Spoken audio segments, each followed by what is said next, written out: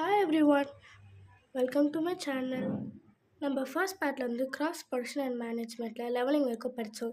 இப்போ பார்ட் 2 இந்த வீடியோவில் வந்து மேனுவரிங்லேருந்து படிக்க போகிறோம். மேனுவரிங்கிறது ஒன்றுமே இல்லை, பிளான்ஸுக்கு ஒரு சில மினரல்ஸ் தேவைப்படும். அது வந்து பிளான்ட் நியூட்ரியன்ஸ் சொல்லுவாங்க. அதில் மொத்தம் 16 நியூட்ரியன்ஸ் பிளான்ட்டுக்கு முக்கியமாக தேவைப்படும். அதை நம்ம 2 குரூப்பாக பிரிச்சிருக்காங்க.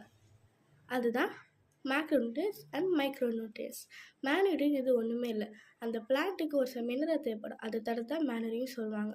ஸோ அதில் 2 கிளாஸ் டைப் பண்ணது தான் macronutrients and micronutrients. First macronutrients. மேக்ரோநியூட்ரியன்ஸில் carbon, hydrogen, oxygen, nitrogen, phosphorus, potassium, calcium, magnesium and sulphuric வந்து மேக்ரோநியூட்ரியன்ஸ் தேவைப்படும். ஏன் இதெல்லாம் மேக்ரோநியூட்ரியன்ஸ் சொன்னாங்கன்னா, அது எல்லாமே வந்து லார்ஜ் அமௌண்ட்டை தேவைப்படுறதுனால அதை மேக்ரோநியூட்ரியன்ஸ்னு சொல்கிறாங்க.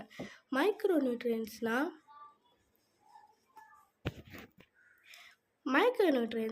such as elements iron, magnesium, copper, boron, molybdenum, zinc, chlorine are called as micronutrients. இதெல்லாம் வந்து ஸ்மால் குவான்டிட்டியில் தேவைப்படுறதுனால இது வந்து மைக்ரோநியூட்ரியன்ஸ்னு சொல்லுவாங்க. பிளான்ட்ஸ் வந்து கார்பனை வந்து கார்பன் டை ஆக்சைட்லேருந்து அப்டேட் பண்ணும்.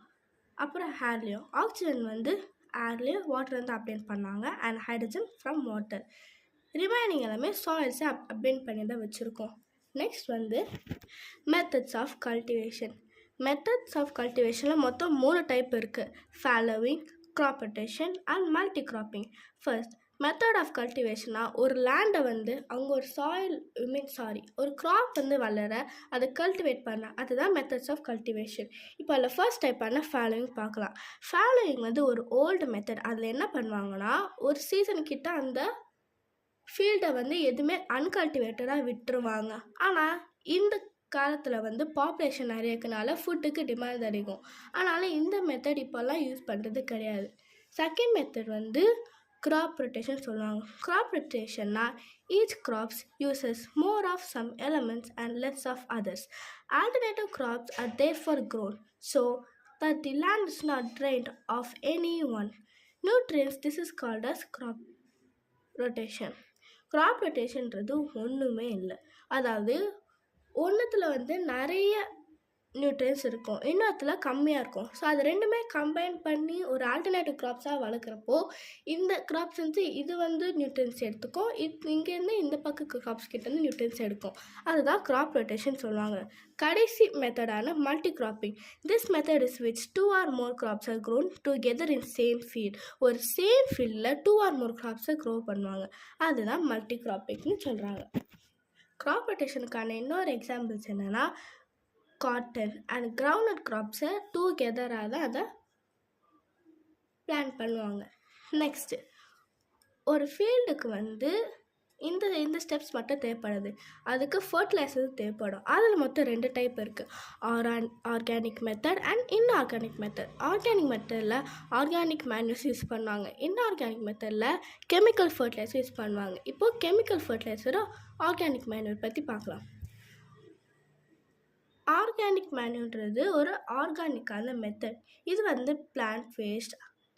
டெட் பிளான்ட்ஸ், அனிமல் வேஸ்ட் வந்து காம்போசிட் சொல்லுவாங்க. இதை யூஸ் பண்ணி அந்த ஃபீல்டை வந்து கல்டிவேட் பண்ணுவாங்க, அதுதான் மேன்யூர்.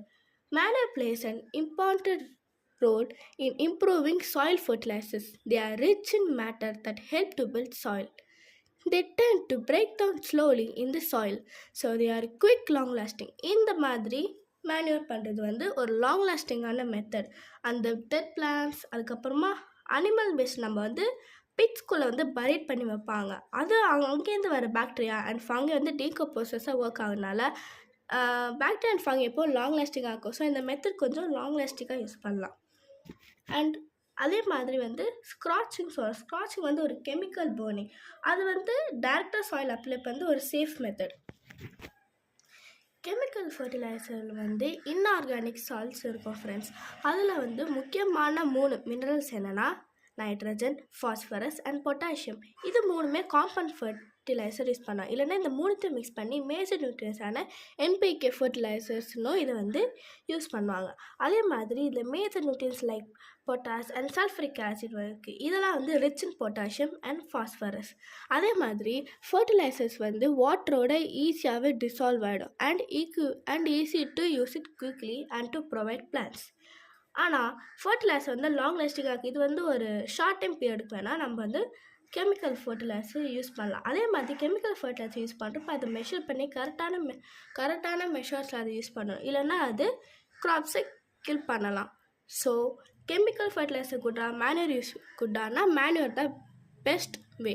ஏன்னா அது வந்து நேச்சுரல் இன்க்ரீடியன்ஸ் வச்சே செய்யலாம். பட் கெமிக்கல் ஃபர்டிலைசர் சம்டைம் ஹார்ம்ஃபுல்லாக கூட இருக்கும் பிளான்ஸுக்கு. மேனுவர் அண்ட் கெமிக்கல் ஃபர்டிலைசருக்கு ஈஸியாக புரிச்சுக்கு டேபிள் 1.2 பார்க்கலாம் difference between manure and chemical fertiliser.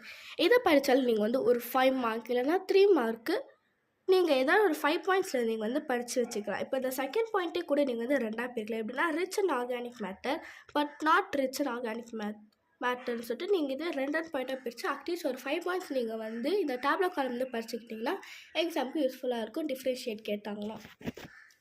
Then comes the method irrigation.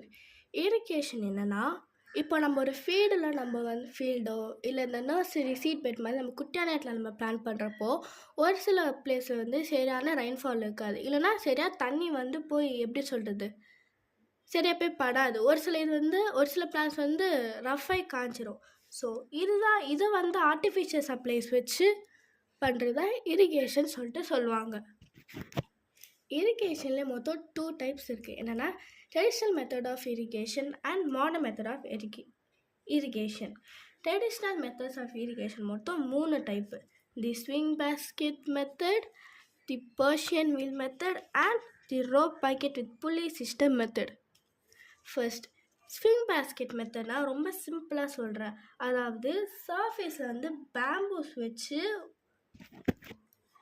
Swing basket மெத்தடில் வந்து பேம்பூஸ் வச்சு சர்ஃபேஸ் வாட்டரில் வந்து அந்த பேம்பு பேஸ்கெட் மூலயமா இல்லைன்னா லெதர் அண்ட் அயர்ன் ஷீட்ஸ் மூலயமா அந்த தண்ணி சர்ஃபேஸ் வாட்டர் எடுப்பாங்க. அதுதான் ஸ்விங் பேஸ்கெட் மெத்தட் வாங்க. பர்ஷியன் வீல் மெத்தட்னா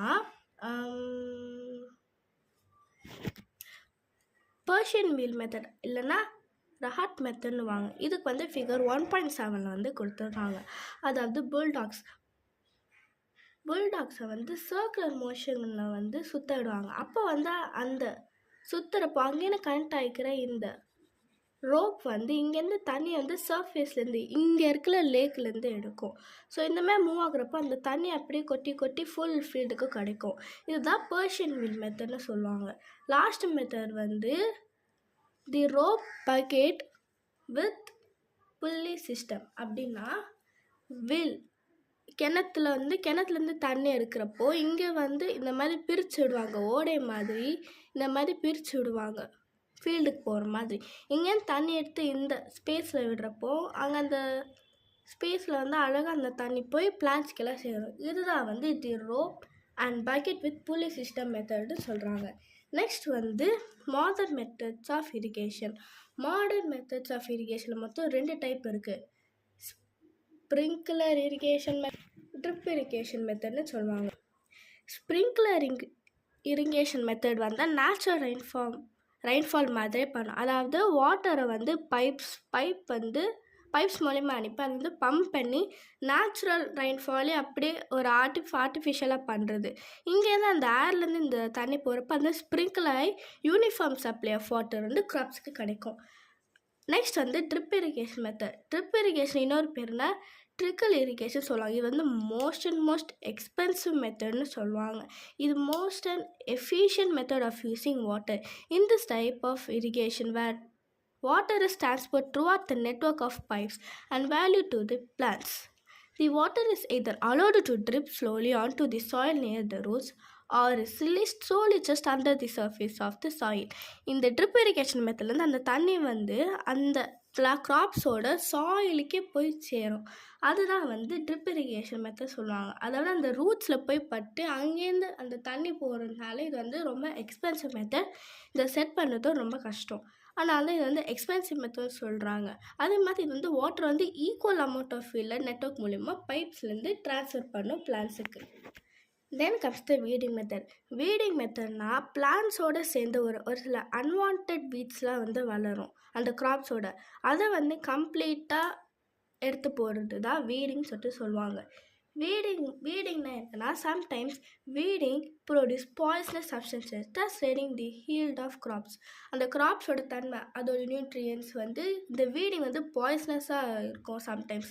அதனால் அதோட ஹீல்டை வந்து கம்ப்ளீட்டாக ரெடியூஸ் பண்ணும். ஸோ இதை வந்து மொத்தம் 2 டைப்ஸில் வந்து வீட் பண்ணுவாங்க. ஃபர்ஸ்ட் வந்து நேச்சுரல் மெத்தட். இன்னொரு மெத்தட் வந்து ஒரு சில வீடிசைட்ஸ் யூஸ் பண்ணி. ஃபர்ஸ்ட் மெத்தட் என்னென்னா வீட்ஸ் வந்து கையாலேயோ இல்லைன்னா ட்ராவல் ஆர் ஹாவர் வச்சு வீடிசைட் பண்ணுவாங்க. அதுதான் வந்து நேச்சுரல் மெத்தட். இன்ஆர்கானிக் மெத்தட் வந்து வீடிசைட்ஸ் இல்லைன்னா ஹெர்பிசைட்ஸை வந்து ஸ்ப்ரே பண்ணி விடுவாங்க. இது வந்து வீட்ஸை வந்து கில் பண்ணும், but not the crops. Sometimes weedicides weedicides must be used with care as they are poisonous to humans. Therefore, grains and other crops produced must be washed throughout before being consumed. இதனால தான் சொல்கிறாங்க, நம்ம ஒரு வெஜிடேபிளோ ஏதோ ஒன்று வாங்குறப்போ நம்ம அதை வந்து வாஷ் பண்ணிட்டு யூஸ் பண்ணோம். ஏன்னா அதில் ஸ்ப்ரே பண்ண வீடிசைட்ஸோட பாய்சனஸ் இருக்கும். இது வந்து கிராப்ஸுக்கு வந்து அஃபெக்ட் பண்ணாலும் ஹியூமன் அஃபெக்ட் பண்ணணும். So that's the reason that we have to clean before we cook or eat the vegetable or fruit. Guys, உங்களுக்கு இந்த வீடியோ பிடிச்சிருந்தா, உங்களுக்கு ஹெல்ப்ஃபுல்லாக இருந்தால் லைக் பண்ணி, ஷேர் பண்ணி, சப்ஸ்கிரைப் பண்ணுங்கள். அதே மாதிரி உங்கள் ஃப்ரெண்ட்ஸ் எல்லாருக்கும் ஃபேஸ்புக், இன்ஸ்டாகிராம், வாட்ஸ்அப்பில் ஷேர் பண்ணுங்கள். until then, bye.